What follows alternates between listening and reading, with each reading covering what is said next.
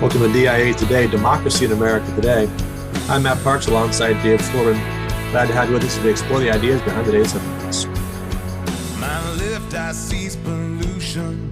Those dirty fuels are burning. The earth's whole climate's churning. Clean energy solution. My right eye scans the bill. Fossil fuels are cheap. Wind and solar too steep. Drill, baby, drill. Predefined, misaligned, polarized division. Shuttered mind, worse than blind. 2020 How you doing, Dave? vision. Doing great, Matt. We're on our West Coast vacation. Usually every Nice. summer we'll go to the East Coast for a week and the West Coast for a week. Perhaps the only complaint that, well, maybe not the only complaint, but one of the biggest complaints people make about Colorado is that it's landlocked. So, how to get to water and the ocean. So we try to make up for that in the summer. But we are in Fallbrook, California, which is about 45 minutes northeast of San Diego. Okay. Really beautiful area, a lot of ag here, and flowers and everything in bloom, and so much great beauty here in California. I joked with Katie as we were driving in. We drove through Vegas, and you get to the border and you see the gas prices at like $5.29 a gallon. And Right. how do people do it? Like, how can they survive in California, and why did they do it? And then Right. you get here and you're just surrounded by the natural beauty of the state, and you understand, well, there is something here. And unfortunately, I think California government does everything it can to kind of undercut that natural beauty. So anyway, all good. We're having a good vacation. We're going to go to a wedding this weekend, and then Right. back to work, and then we'll go later in the summer to visit the in-laws and my parents in New England. So Yeah, no, we're doing well. We had our 2 weeks, 1 week in Idaho, Rachel and I, which was fun. We hadn't really done something like that away from the kids ever. But we were there for a conference associated with her work, which went really well, and then had a nice week with my parents. So yeah, we're back and getting settled into things. Speaking of New England, though, our middle daughter is a big Red Sox fan, and she's been begging to go to a game. We went about 5 years ago, and it was a horrible situation. I guess it was 2019 because it was right before COVID. And it was a terrible day. We had terrible seats, post right covering home plate. And we had people in front of us who weren't watching the game, but were getting up very often to get beers right in the middle of an inning. And it was like 40 degrees and windy, and the Red Sox lost. So it was just about, it checks all the boxes for your biggest disaster. And so ever since then, she said, Dad, you got to take me to a real game. We got to go back. So we found tickets for Labor Day. There's a 1:35 game. We're going to just drive up, go to the game, and drive back. About a 4-hour drive, but that's doable on a holiday. So see them play the Guardians. Hopefully at that point, still playing well, having moved into wild card position. They'll be, about a month away from the playoffs, we hope. But anyway, that'll be our brief New England adventure this summer. that's awesome. That's great. That sounds like a great time. Hopefully you won't hit too much traffic coming home on Monday, but Yeah. yeah, no, it's exciting. They're 110 in a row, and when I was in Vegas, I put $50 on them to win the World Series. Amazingly, got 40-1 odds. So Yeah. we'll see. We'll Yeah. see. I don't dare to do that on Tocqueville's crystal ball because it's just losing money. But, Right. Very good. Yeah. So it's been great to return to our book, Keeping Our Republic, and we've gone through two principles thus far that we think were very much established at the founding of the country and have an application at all times in the nation's history. And you can kind of see where the country is based upon whether those principles are upheld or discarded. So thus far, our first principle that we covered was equality, in which we recognize that the rule of justice really requires us to recognize the dignity of all people, to recognize that we are all equal to one another in the fact that we are made human by God and made in his image. The second principle that we covered was responsibility, really resting upon a very simple notion that human beings are moral agents, that they are responsible for their choices that they make. And we have an obligation as human beings to give good reasons for why we act the way we do. So, a country that is founded upon a clear sense of equal human dignity, and secondly, a country founded upon the idea that human beings are moral agents that have a choice to make and have an obligation to make to explain what the choices they make, that's a pretty good start for a Hmm. country. So we're going to move into the third principle for today, which is the principle of honor. So Matt, tell us about honor as understood by the founders and how we framed our discussion of honor back when we wrote the book 15 years ago. There's a lot, of course, you can say about honor. It's got a very noble heritage in the classics and all the way forward. And we're not going to try to cover all that in our brief podcast here today. But when we talked about honor in the book, we especially focused on the role of statesmen. And we're going to talk about a statesman versus three other types of political leaders. What is it that defines a statesman versus some of these lesser types of politicians? And what we talked about especially was the willingness to submit to the Constitution, to act under law. And we quoted at the very beginning of the chapter a little phrase from the president's oath of office that your job is to preserve, protect, and defend the Constitution. And when you think about that, that's an inherently conservative role. Whether you're conservative ideologically or not, your job as president is to preserve, protect, and defend something that already exists and something that you didn't make and something that you're agreeing to submit to, whether you like it or not, and where you like it and where you don't. So we thought about that as really a core quality of the honorable political leader. And as we unpack that further, as I said, we talked about three different types of political models that have been around for thousands of years, but we can certainly see in our own day. We saw in 2010. We can talk about some of the ways in which they fall short of this model. So the first one we talked about was a statesman versus a demagogue. Demagogue, obviously somebody who wants to stir up the passions of the people, somebody who uses rhetoric in ways that appeal to passions and to try to get political power, keep political power by those means. How is that different, Dave, would you say, from a statesman and the kind of political leader the founders most admired? Well, I think going back to what you said about how we frame the chapter, honor understood as preserving, protecting, and defending the Constitution. You're preserving, protecting, and defending something that's already been established. So the honor that comes to a statesman is in defending something that's been someone else's. Hmm. Whereas I think the demagogue is trying to live and work and stir up passions in the immediate moment. The demagogue is someone who wants to attract others' attention to himself or herself. And hence honor in that sense is really attention paid to the individual Right. rather than a protection or preservation of a project that is worthy of honor. So I think it's much more individualistic. Hmm. It's much more careless. It in many ways lacks the principles that we began the series on. It lacks a recognition that the individual who you're trying to stir up is your equal, because that individual in that mob becomes your tool or instrument for your own benefit, not the benefit of the common good. And secondly, you're trying to suggest that those individuals in front of you who you're stirring up, that they don't have responsibility, that they don't that they haven't been able to choose what's before them, that someone else has done something to them. So it takes away their moral agency, and you want to turn them into a mob rather than a set of individuals who are moral agents. So that's where I begin. Yeah, I think that's very helpful. One of the things we talked about in the chapter was Aristotle's discussion of what it means to be a citizen and that kind of relationship of governing and being governed in turn. And so one of the things that's, fundamentally characteristic of our system as a republic is that you're not a political leader forever. You weren't one for a certain period of time, and Although obviously some politicians die in office, most of them don't.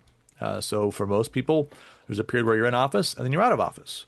And there's others that are out of office now that will be in office. And so each person, at least in theory, has to be prepared not only to serve under others and to exercise their role as citizen, whether in voting or in engaging in public debate or things of this sort, and also be prepared to serve in office and lead in that sense, but lead over those who could be taking their spot, lead over those who are worthy of being considered their equals in that sense as well. And so this is something that, the demagogue, I think, as you said, makes it about him or herself. And most demagogues are pretty convinced they're irreplaceable. And they want you to think that they're irreplaceable, which is a very un-Republican way of thinking about political life. Definitely. And I think another thing that makes this more interesting is that in the age we live in, we're really at this kind of top level ideology. We live in an age where ideological impulses dominate over so much of office holders, et cetera. So you have the individual office holder who might want to be a demagogue to get elected, and get attention, et cetera. They also have to pay attention to whether or not they are ideologically pure. Right. And hence, ideology becomes a focus along with kind of this demagoguery that plays itself out in campaign speeches, in commercials, et cetera. So it's kind of interesting that you add ideology to this mix, and you can really get a type of loaded or toxic demagoguery, but also one that where the individual office holder kind of knows their limits because the ideology is more important than them. One element of at least radical progressive ideology that really fits into that is identity oriented politics, because now the ideology really gives you definitions of the good guys and the bad guys. And so, the thing about the natural demagogic move, which is to say, we're in this together against them. That's the demagogue's basic way of getting the crowd riled up. You've been injured by them. You've been abused by them. You've been insulted by them, whoever the them happens to be. And, demagogues are more or less successful based upon their ability to stir up crowds and their charisma and the plausibility of the accusations they're making. But when you take the progressive ideology of our own day, which gives us the good and the bad within the ideology, that there are certain people based upon their native qualities or characteristics that are bad, and others that can do no wrong, then we have a natural breeding ground for demagoguery, because within the ideology itself is this impassioned division of people into the anointed and the benighted, and those that can be trusted and those that can't be trusted, and those that are with us and those who aren't with us, and those that are friends and those that are enemies. Yeah, it's interesting. So you go from the more simple haves and have-nots to intersectionality, where Right. haves are defined based upon race, sexuality. Go through the list of things, and we know what they are. It also is quite interesting too, because to be a demagogue in the public spotlight, you might have to take on that identity that is upheld in Right. the intersectionality doctrine. So just assume, right? Okay, am I going to do this? I've got to play the part. But it takes away, as we said earlier, from human beings respecting the humanity of other human beings, when you're not only trying to stir them up and make them a mob, but also divide them by making them identify with certain parts of their humanity rather than their broader humanity. Right. What about the second type of division that we highlighted in the chapter, the division between a statesman and an office seeker? Where do we see honor play out, and the difference between those two types? Well, here we went back to one of the classic passages in the Federalist, Federalist 51, where the question is, how do we maintain the separation of powers over time? And you recall Madison's been working on that question for 5 essays by the time he gets to 51. And he comes to the conclusion that there's not really any external way for you to maintain the separation of powers. It has to be something that happens within the system itself. And he argues ultimately that ambition must be made to counteract ambition. And so ambition and honor, I think, are closely connected ideas in some ways here. But there's different kinds of ambition. And so The office seeker is the person whose ambition is merely to hold office, who enjoys the trappings of office, who enjoys being addressed as the honorable so-and-so, who likes being the insider and having influence and maybe doing some good things with that influence, right? It doesn't preclude somebody from wanting to carry out some measure of, program for the public good. But the primary interest of that person is in maintaining office. And they're very good at adjusting themselves to prevailing winds. They find themselves always in a place where they can get ahead of the crowd. As they see the crowd moving in a certain direction, they say, "Oh yeah, I'm with you on that." And so they're, they kind of have this chameleon-like quality that allows them to always, if they're doing this well, maintain their position and to be on the lookout for threats to that position. So one of the things we talked about back in the book that was certainly a live issue in 2010 and to some degree as well today was the tendency of Congress, for example, to defer to the Supreme Court on key hot button issues. So does Congress really resent the fact that under Roe versus Wade, you can't really make federal legislation on abortion? Well, you might complain about it, but in some ways that's welcome. That's convenient because that keeps you from having to make a decision on a vote that could be detrimental to your long-term political prospects. Likewise, other issues around affirmative action or gay marriage or things of this sort, which were all hot button issues in that day, and again, to some degree, remain hot button issues today. Those get pushed off to the court system, or in other cases, sometimes it's the bureaucracy. The bureaucracy fills in the gaps of legislation. You say we're broadly in favor of clean air. Well, good for you. Everyone's in favor of clean air. And then the bureaucracy puts in all these regulations that people complain about, and you can complain about the bureaucracy, and now you're fighting that populist battle against the bureaucrats, and you can get some political points there where really it's your problem, your fault for not filling in the gaps in the legislation. So that's the kind of person we're talking about when we talk about office seeker. Yeah, and it's interesting you had mentioned Federalist 51 there because that idea of ambition counteracting ambition, what are you upholding in your office that you hold? You're upholding the integrity of the office itself. So if you're in the legislative branch, right, you really care about the power that's been granted to the legislature, and you want that power exerted responsibly. Likewise for the court, and likewise in the executive. So a lot of your attachment is to the type of office that you hold.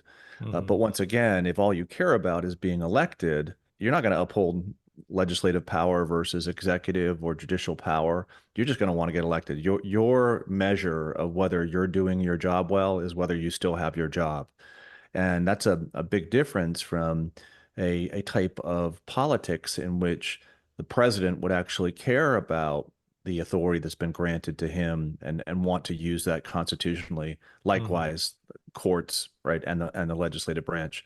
But once again, what are they doing? They're wanting to preserve, protect, and defend the Constitution, in which you have these three branches of government. That's what they care about most, not simply getting elected every 2 years, 6 years, et cetera.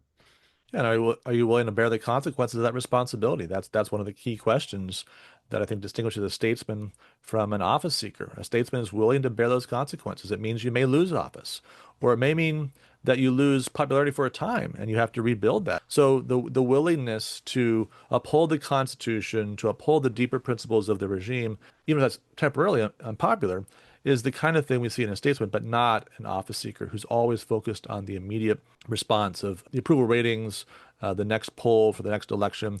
All those things are top of mind and unwilling to risk popularity for the sake of something deeper and more important. All right, so let's go to our third comparison. So we've talked about demagogues versus statesmen, office seekers. There's always been demagogues, always been office seekers.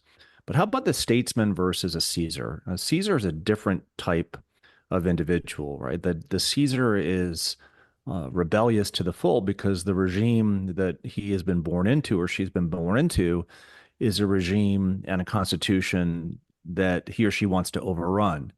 So the Caesar is someone who not only does not respect the limits of the Constitution, but actually wants to change the Constitution. So what were the applications back in 2010, Matt, for the statesman versus a Caesar, and how have we seen it more broadly in American history, a Caesar-like activity? I mean, we're not talking about like Julius Caesar, but there Right. are types of Caesars, correct? We're blessed by the fact that there's not been a Caesar in the literal sense who's overturned the Republic at any particular point in American history. There's been worries about that at a few times, and certainly, say, in the context of the Civil War or great crises around the Great Depression and World War II, there were openings perhaps for that kind of a figure to arise. But we haven't lost the Constitution. We haven't lost our basic system. And so we're grateful for that after 250 years from now, almost from the Declaration of Independence. But nevertheless, we see this trend, and this was something that was very evident in 2010, and I think continues to our own day, that presidents have become less and less wedded to the text of the Constitution. There's really a limited desire to uphold the limits of the Constitution on the executive branch. We think about the way President Biden attempted to forgive hundreds of billions of dollars of student loans just by declaring it so. And then those cases, there were judicial checks that stepped in and prevented that from happening. But we see the same thing the way that President Trump has attempted to make tariff policy on the fly. And there's a sort of a fig leaf of legal authorization for that, but really going far beyond what seems to have been the intent of the original legislation. And so I think in general, we've seen a loosening of the tie between the executive, particularly, and the Constitution. And we saw that President Obama's second term, where he talks about using his pen and his phone in order to bring about the policies that he wanted, even though the Congress was Republican. Nevertheless, he had his pen and his phone, and he was willing to use those tools in order to achieve his purposes, even though he couldn't achieve them through the normal tripartite system. Yeah, I think there's also a similarity between 2010 and now on the question of honor and this kind of mini Caesar who decides not to be statesmanlike. In the relationship between in 2010, and this was a big kind of uh, aura around President Obama that history was changing and the arc of history was Right. moving in a certain direction. And it was almost like he was leading the chariot of that, arc of history. And everyone was just drawn up in this great historical moment. And yeah, as you note, a cult of personality really developed around him as an individual that kind of gave him like that Caesar-like status. But Right. you see something similar today in 2025 and the movement around President Trump and likewise this kind of cult of personality drawn around him and the recognition by some, not all, on the right that the arc of history is now moving in the right direction towards making America great again. But my point being, Matt, that this kind of arc of history mentality Yeah. that produces kind of a cult of personality and produces these mini Caesars, it's very un-Republican because it's looking forward, not looking backward and preserving something that's good and wanting to have it for the future. But you're going to move to something better. It's going to be Right. bigger. It's going to be Right. greater. It's going to be fair, just, more equitable, whatever it is. And people get drawn up in that really easily. Yeah, the eschatological element of politics, and really in both directions, right? Because every election, it seems like heaven and hell are on the ballot.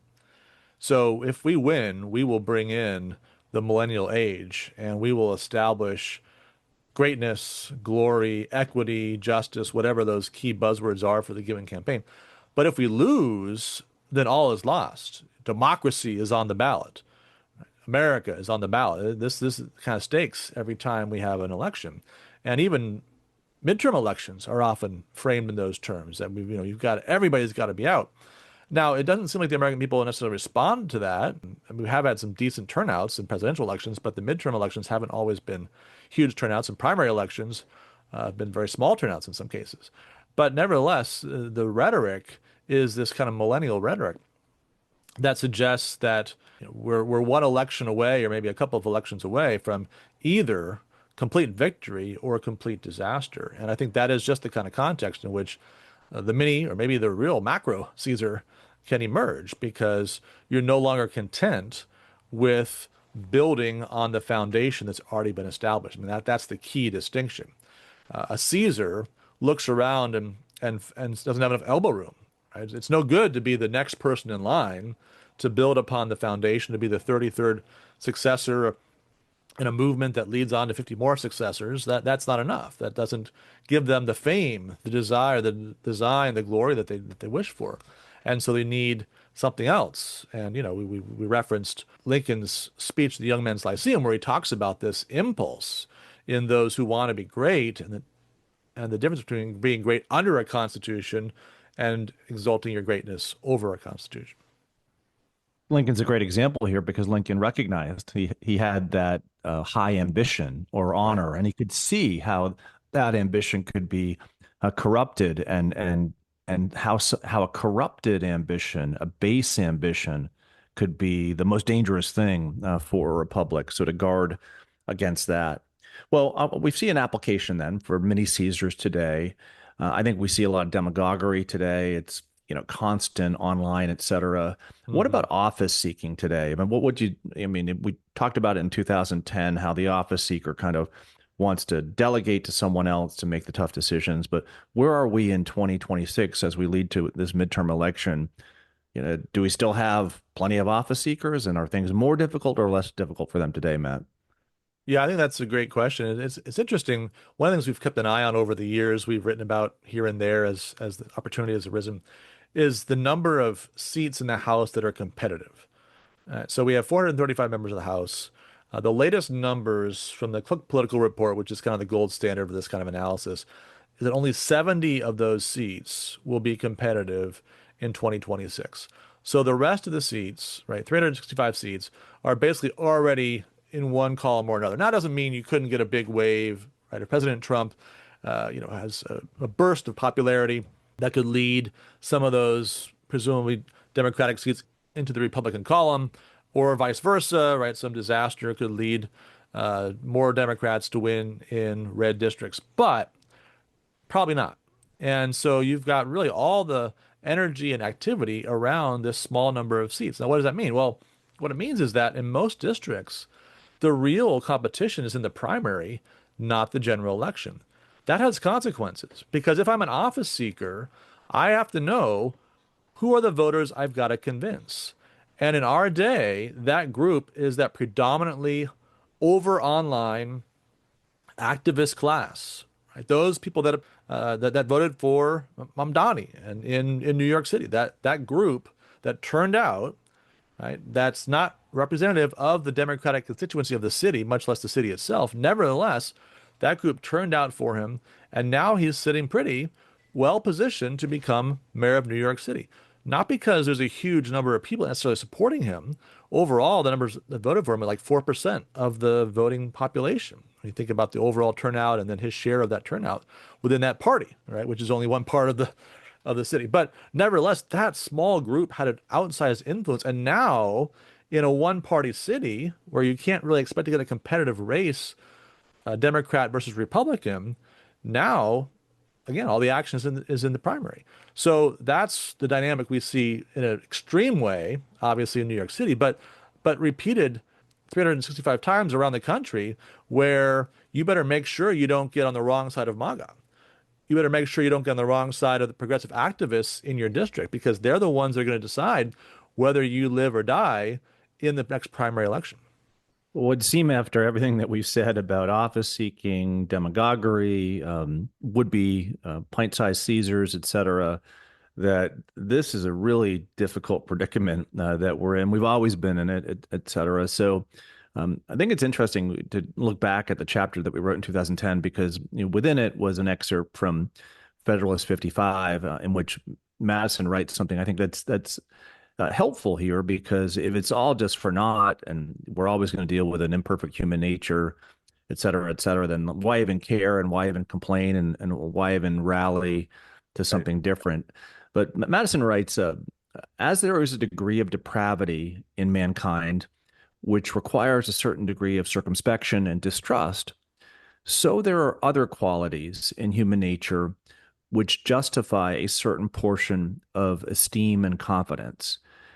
There's something within human nature qualities within human nature, Matt, that would justify some portion of esteem and confidence. And well, he goes on here to say that Republican government, the republic they created, presupposes the existence of these qualities in a higher degree than any other form. So we always hear that famous line from Franklin, what did you create? A republic if you can keep it.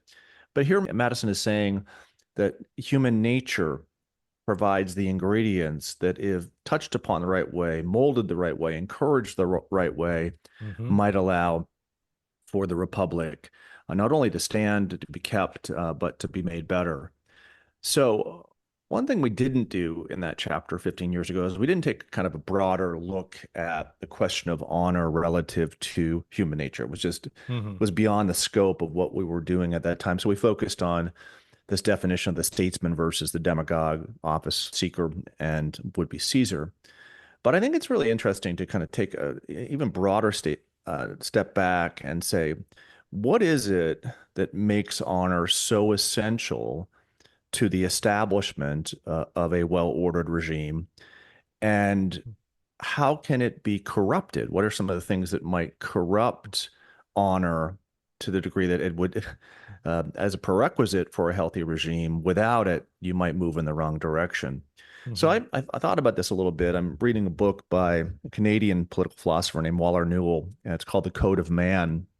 And in it, he takes up a change that's happened across the ages in terms of our understanding of love, honor, family, et cetera. It's a great book. I'm only about a third of the way through it. But he, in the introduction, he talks about, and he's writing in 2010 when we were writing, and then he rewrote it again for 2025, toxic masculinity and toxic femininity. The fact that, we no longer think about boys becoming men. They just arrive at this stage where they're just guys, right? And you could probably say the same thing for bros. Girls becoming, bros, exactly. Girls becoming ladies, they're just, I don't know what the female equivalent of bro is. Maybe, I don't know, Matt, do you know this? I'm not... I don't know. Our kids just say girl, so. Oh, they just say girl. Okay. All right. Yeah. Well, I'd have to ask Eliza. She probably would know what a female version of a bro was. Yeah. But this caricature of what a boy should aspire to or a girl should aspire to is so different than an earlier understanding in which there was an integrity, an honor, a dignity to being a certain type of human being and upholding the code of being a human being. And then honor is just tied to that, right? That there's a code of honor that's present within a society. So Newell says this, that the kind of the requirements of an orderly society are, as I just said, a code of honor within it and a capacity for individuals to feel shame at not living up to that code. That's really interesting. The second standard, we'll go through each of these quickly, is a balance of active and contemplative virtues. And then the third, which I think is very interesting given what we've said today about honor and politics, eros, what he defines as orderly longing that aims toward the common good. Right? So we can think about that in political terms. Imagine having someone who is elected who has an orderly longing for honor, but that honor aims toward the common good. I mean, when I look at these three standards, Matt, a code of honor and a capacity to feel shame, balance of active and contemplative virtues, and then an orderly longing that aims toward the common good, those things really we need a resurgence of those things in 21st century American culture. And I think that there's good reason to think that with certain revival in classical education, taking a greater interest in how our children are made into young men and women, et cetera, that if we focused on these things, we'd be in much better shape. What do you make of all this discussion that kind of takes a broader look at human nature? I think that's a great list. And you think about, pick your favorite founder or maybe a Civil War era leader, and you can kind of see how that plays out. A code of honor and a capacity to feel shame at living up to that code. Think about Hamilton, the most tragic moment of his life, admitting to an affair so that he wasn't accused improperly of abusing public trust. Now, obviously, the affair was a horrible decision and one that he regretted at the time and for the rest of his life. But to think about that was so important that he would go public with what was obviously embarrassing and shameful in its own way, but in a different way, to see that the public trust as being so important. And I think that longing for the common good, that how was he going to become famous? It was going to be by doing great things for the common good, and obviously a flawed person in many respects, but that was the kind of understanding of honor and the way to pursue honor and fame that I think we would find throughout the founding generation and the key leading statesmen of our history. Yeah, you mentioned Jefferson, balance of active and contemplative virtues. You think of Right. Washington as well. That's very present in that founding age. I mean, these are not only men who are thinking, but they're fighting and they're leading a war effort and they're establishing institutions. So Yeah. this intersection of theory and practice, very present then, very present in other ages as well. But to what degree do we have that same balance today? But I think this most important one is that orderly longing that aims toward the common good. Hmm. And do we live in an age of orderly longings? And do we live in an age that even accepts the notion that there could be a common good? Hmm. So on both of those parts of the statement, we need to get back there. We need to encourage getting back there. That you're not going to do away with someone's longing, right? You're not going to do away with the desire for honor, but you encourage it to be high honor, right? That rather than base. Hmm. And likewise, it's sometimes difficult to arrive at 100% definition of what the common good is on any given set of policy questions. But then again, a common good society would not be one that encouraged murder. That's pretty common, right? You could get to some pretty Right. good definitions of what the common good is not. Hmm. Yeah, so I think that at least getting folks to think that the common good is possible and that an orderly longing is necessary, and tying those together, that's the beginning of a way back anyway. And that's, I think, begins with proper parenting, Hmm. begins with great teaching, and can make its way back into the political mainstream through those channels. I think finding a model for strong leadership that doesn't require you to be a jerk would Yeah. be really helpful. I think about this in literature. We need somehow to get the idea of a Faramir to be the model of masculinity and leadership, right? A man who doesn't want to fight but will fight when he has to fight.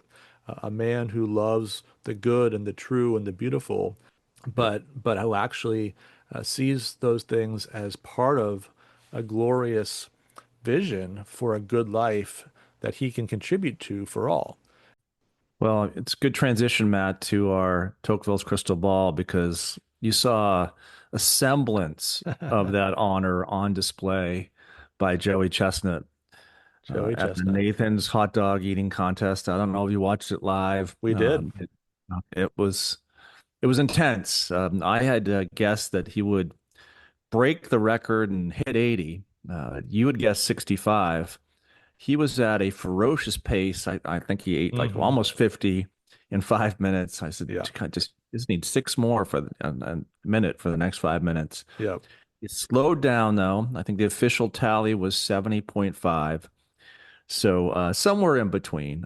You had underestimated his ability. I always go high, go big or go home. So, Right. but in our Wimbledon picks, we both got the men's finalists and the winner right. So the Sinner Alcaraz, I think we're on the right track. The women though, boy, that was hard. Not good. And Yeah. not good. So we'll skip over that quickly. We like to move on quickly from those. Right. Yeah. But let's stick with the British Island and move for this weekend's competition, the British Open. And have you ever golfed in Great Britain, Matt, or been over there and No, golfed? I've never taken my clubs abroad. So Okay. I don't think I've really golfed outside of Pennsylvania and New Hampshire now that I think about it. Okay. You hear people talk about it though, that it's just something special to golf over there. So Yeah.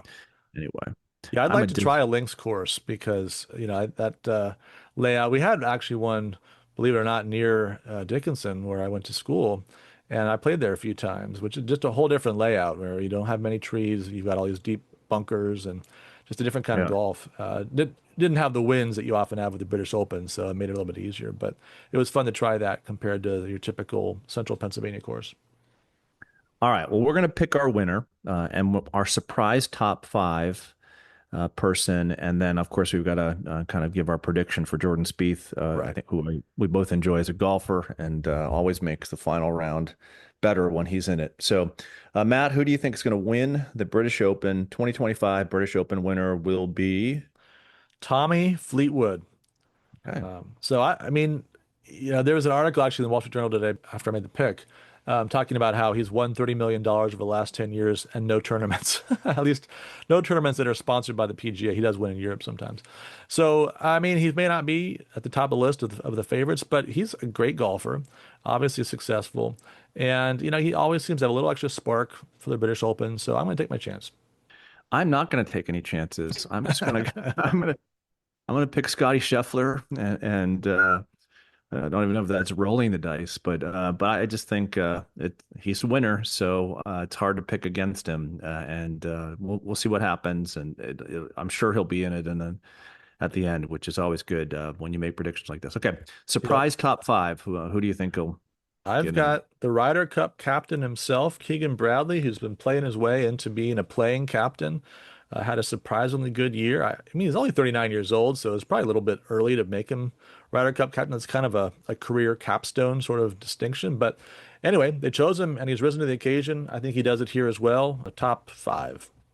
I think he's a Boston sports fan too, which He kinda is, yeah. okay, there we go. So, well, I'm going to go. I mean, when I don't know what to do, I try to look at the names, which obviously worked for me for the women's final. There you go. I looked at the list of kind of long shots, and Wyndham and Clark. I mean, that sounds about as British as you can get. I don't think he is a Brit, but Wyndham Clark for the win in the British Open. It's fitting. So that's my surprise top five. Like it. And then I have Spieth finishing eighth. So that's kind of a hopeful prediction where Okay. he's there in the last day or two. Where do you have him, Matt? I mean, he has a great track record in the British Open, obviously several years ago, more so than today. But I've got him 14th, so I'm also assuming he's going to do pretty well. It's Thursday this afternoon, Eastern time, and the first round is well underway. So I don't want to peak.